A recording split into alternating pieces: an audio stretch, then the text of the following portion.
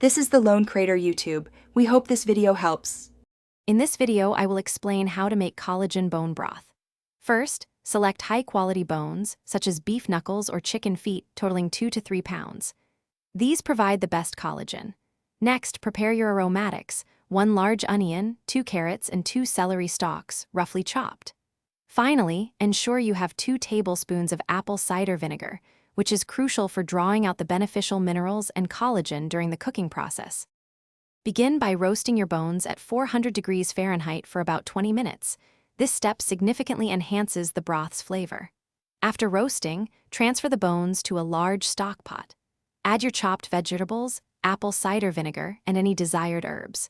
Cover everything with approximately 1 gallon of cold water, ensuring all ingredients are submerged.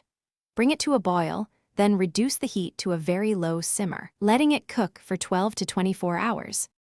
Once your broth has simmered for the desired time, carefully remove it from the heat. Using a fine mesh sieve or cheesecloth, strain the liquid into a clean bowl or container, separating all the solids. Discard the bones and vegetables. Allow the broth to cool completely before transferring it to airtight containers. It will keep fresh in the refrigerator for up to 5 days, or you can freeze it for several months.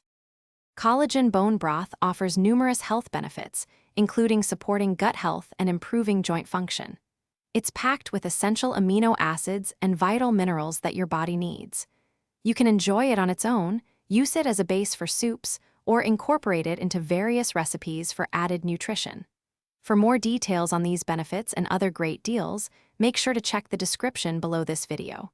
And speaking of upgrades, consider the Shark AI Ultra Robot Vacuum for a smarter home. Thanks for watching. Consider subscribing if we helped you.